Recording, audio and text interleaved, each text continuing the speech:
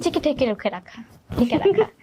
এই জন্য ঢেকে ঢুকে রাখছো বারবার। যেটা ডেকে ঢুকে রাখছে এখনো সফলতা আসেনি, সফলতা আসলে সবার সামনে ওপেনিং করা হবে।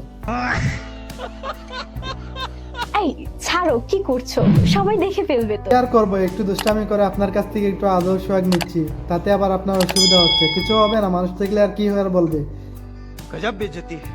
প্রতি নিঃশ্বাসে নাম তোমার লেখা আমার মনের ভেতরে, পুরো দুনিয়া জ্বালিয়ে দেব, করবো ছাড়খার তোমায় না পেলে।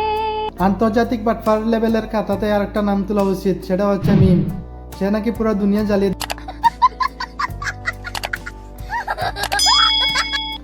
মিমকে অনেকেই না করছিল হোটেলে না যাওয়ার জন্য, কিন্তু তারপরও সে হোটেলে গেছে।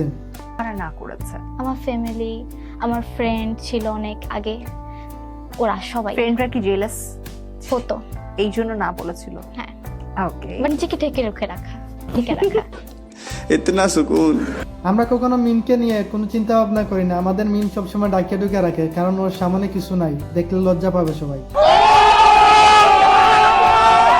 ঢং আমি না করলে আপনি করবেন, আসেন আমার জায়গায় আপনি আসেন। আইসা কথা তো ঠিকই আছে, আপনি আগে মিমের জায়গায় আসেন, তারপর ডং করেন, তাহলে আমরা মেনে নিব।